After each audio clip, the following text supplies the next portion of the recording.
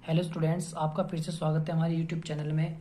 और आज हम आपको कराने जा रहे हैं क्लास 10th की प्रश्नावली 4.4 का क्वेश्चन नंबर 3।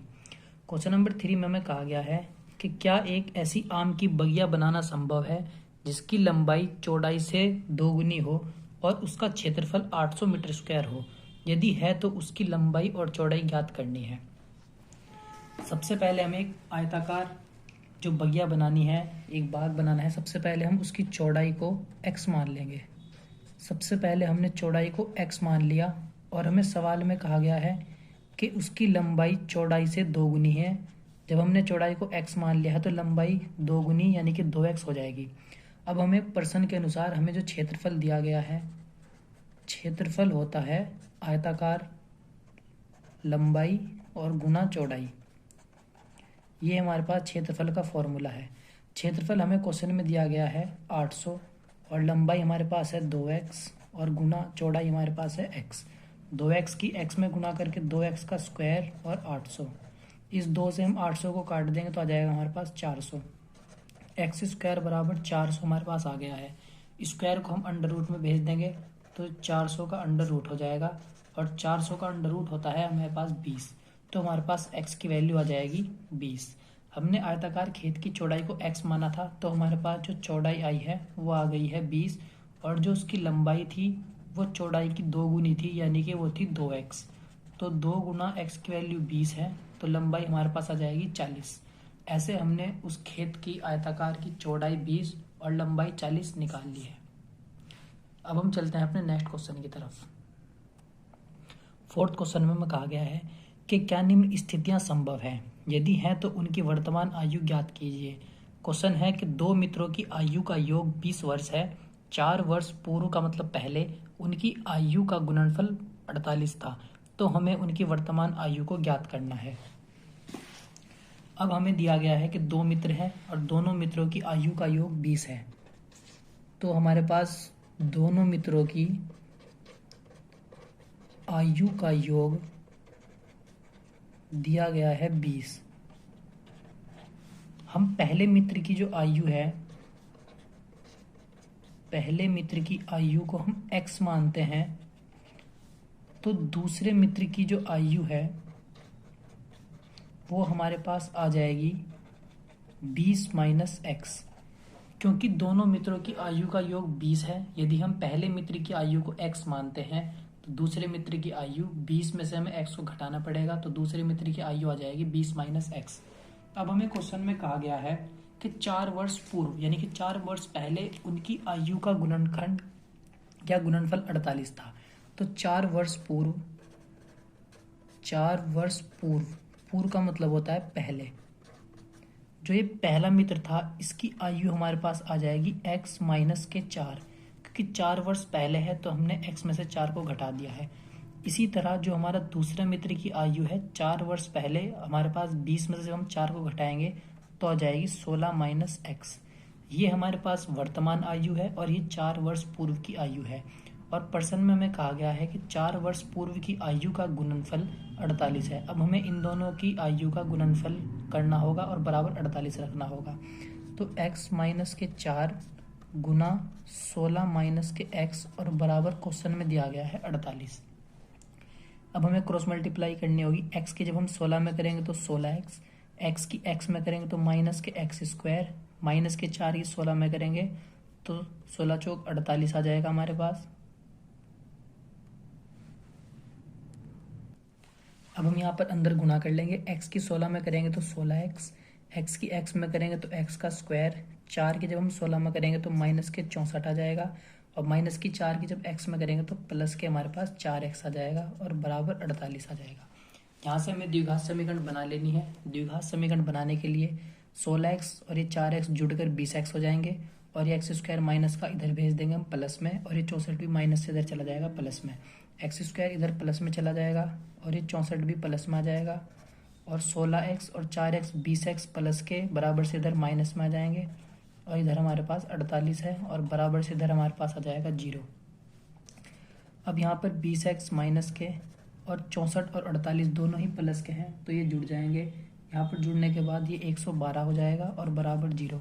अब ये हमारी द्विघात समीकरण बन गई है। अब हम इस द्विघात समीकरण का विविधकरण निकालेंगे और विविधकरण निकालने के बाद हम देखते हैं कि डी की कौन सी कंडीशन हमारे सामने आएगी। अब हमें इसका व्यापक समीकरण से तुलना करनी होगी। ए की वैल्यू यहाँ पर 1 है, बी की वैल्यू -20 है और सी की वैल्यू हमारे पास 112 है। हमें डी का फॉर्मूला पता है b² - 4ac। बी की वैल्यू हम यहाँ पर 20 रख देंगे, ए की वैल्यू 1 और सी की वैल्यू है 112। अब हमें यहाँ पर 20 का स्क्वायर करना होगा।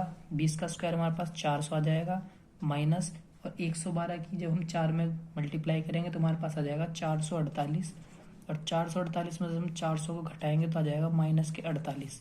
यहाँ पर हम देखते हैं कि जो हमारी डी की वैल्यू है वो 0 से छोटी आ गई है, यानी कि माइनस में आई है। तो इसलिए इस स्थिति में हमारे जो मूल हैं वो नहीं होंगे, वास्तविक मूल बिल्कुल भी नहीं होंगे। तो यानी कि जो हमें क्वेश्चन में कहा गया था, जो हमें स्थिति कही गई थी कि क्या वो संभव है या नहीं, तो हम यहाँ पर लिखेंगे नहीं, यह स्थिति संभव नहीं है, क्योंकि यहाँ सर हम मूल को नहीं निकाल सकते। यदि डी का मान 0 से बड़ा आता या डी का मान बराबर आता 0 के, तब यह स्थिति संभव हो जाती और हम आगे इस x का मान यहाँ पर निकाल सकते थे।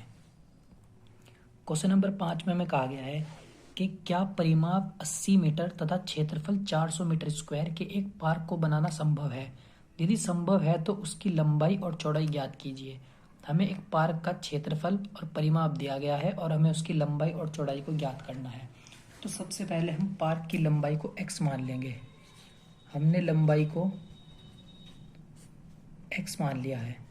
अब हमारे पास जो चौड़ाई है उसे निकालने का तरीका क्या है, हमें परिमाप दिया गया है। हमें जो परिमाप है वो दिया गया है हमारे पास 80 मीटर और हम जो इस हमें दिया गया है 80 मीटर। अब हम परिमाप का जो फॉर्मूला लगाते हैं, हमारे एक आयताकार क्षेत्रफल है, जो आयताकार आकृति होती है उसका जो परिमाप होता है उसका फॉर्मूला होता है 2 ब्रैकेट में लंबाई प्लस चौड़ाई, और हमारे पास ये परिमाप का फॉर्मूला होता है। अब यहाँ से हम लंबाई को हमने x मान लिया है और चौड़ाई को हमने भी कुछ नहीं माना और परिमाप को हमने यहाँ पर 80 लिख लिया है। यहाँ से हम चौड़ाई की वैल्यू को निकाल लेंगे। इस 2 से इस 80 को काट के यहाँ पर 40 आ जाएगा और ये x प्लस का माइनस में जाकर तो जो हमारे पास चौड़ाई आ जाएगी वो आ जाएगी हमारे पास 40 माइनस के x। लंबाई हमने x मानी थी और चौड़ाई हमारे पास निकल के आई है 40 माइनस x। अब हम लिखते हैं पार्क का क्षेत्रफल। पार्क का क्षेत्रफल का जो फॉर्मूला हो जाएगा वो होगा लंबाई और गुना चौड़ाई। क्षेत्रफल हमें पहले से ही दिया गया है, क्षेत्रफल हमें दिया गया है 400, लंबाई हमारे पास x है और चौड़ाई हमारे पास है 40 माइनस के x। यहाँ से हम x की मल्टीप्लाई अंदर कर लेंगे तो 40x और माइनस के x में करेंगे तो x² आ जाएगा। यहाँ से द्विघात समीकरण बनाने के लिए x² को बराबर से इधर ले जाएंगे तो x² प्लस में आ जाएगा और 40 माइनस में आ जाएगा और प्लस 400 और बराबर यहाँ पर 0। ये हमारी द्विघात समीकरण बन गई है। अब हम यहाँ से इस समीकरण का विविधकरण निकालेंगे। a की वैल्यू यहाँ पर 1 है, b की वैल्यू यहाँ पर -40 है और c की वैल्यू हमारे पास है 400। यहाँ से हम d की वैल्यू निकालते हैं। d का फॉर्मूला है हमारे पास b² - 4ac और b की वैल्यू रख देंगे यहाँ पर 40 का स्क्वायर माइनस के 4 गुना a का मान 1 है और c का मान है हमारे पास 400। यहाँ से हमें 40 का स्क्वायर करना है, माइनस माइनस प्लस हो जाएगा और 40 का स्क्वायर होता है 1600 माइनस और 4 की 1 में करेंगे 4 और 4 की जब 400 में करेंगे तो आ जाएगा 1600 और यहाँ से 16 में से हमें 1600 माइनस करके d की जो वैल्यू है वो हमारे पास आ जाएगी 0। तो यदि हम पहले वीडियो में अपने देख चुके हैं कि यदि d की वैल्यू 0 आती थी तो हमारे विविधकर की जो स्थितियां हैं वो जो हमारे मूल होते थे वो आते थे हमारे समान, यानी कि बराबर मूल आते थे। यहाँ पर हमारे मूल समान होंगे, यानी कि यदि हम इस समीकरण में द्विघाती सूत्र का इस्तेमाल करते हैं और x की वैल्यू निकालते हैं तो हमारी x की वैल्यू का जो मान है वो दोनों मान हमारे सेम आएंगे। अब हम द्विघाती सूत्र का इस्तेमाल करके x की वैल्यू को निकाल लेंगे। यहाँ पर हम ये वाला सूत्र और ये वाला सूत्र दोनों इस्तेमाल कर सकते हैं। ये d की वैल्यू है कि विविधकरण जो हमने निकाली है और यहाँ से माइनस b की वैल्यू है हमारे पास माइनस के 40 प्लस माइनस d की वैल्यू हमारी थी 0 और अपॉन में 2 इंटू a की वैल्यू थी हमारे पास 1। जब हम यहाँ से माइनस माइनस प्लस के 40 हो जाएंगे और प्लस माइनस 0 और बटे में 2 आ जाएगा। जब एक बार हम प्लस का 0 लेंगे और एक बार माइनस का 0 लेंगे तो इस 40 पर कोई भी फ़र्क नहीं पड़ेगा और यहाँ से हमारी x की वैल्यू आएगी 40/2, यानी कि डिवाइड करके हमारे पास 20 आ जाएगा। प्लस चिन्ह लेने पर भी x की वैल्यू 20 आएगी और माइनस चिन्ह लेने पर भी x की वैल्यू हमारे पास 20 ही आएगी। तो हम देखते हैं जो हमारी x की वैल्यू है हमारे पास आ गई है 20 और x को हमने माना था पार्क की लंबाई, यानी कि जो हमारे पास पार्क की लंबाई थी वो हमारे पास आ गई है 20 और जो हमें उसकी चौड़ाई थी हमने चौड़ाई मानी थी 40 माइनस एक्स। हमने चौड़ाई मानी थी 40 माइनस एक्स, जो हमारी परिमाप की फॉर्मूले में रखकर लंबाई को चौड़ाई का मान आया था 40 माइनस एक्स। अब हम यहाँ पर एक्स की वैल्यू रख देंगे 20, तो 40 में से 20 घटाकर हमारे पास आ जाएगा 20, यानी कि उस पार्क की लंबाई भी 20 मीटर है और उसकी चौड़ाई भी 20 मीटर है। यहाँ पर हमारा चैप्टर नंबर 4 कंप्लीट हो जाता है। यदि आपको हमारी वीडियो अच्छी लगी हो तो हमारे चैनल को सब्सक्राइब करना ना भूलें और हमारी वीडियो को लाइक करें।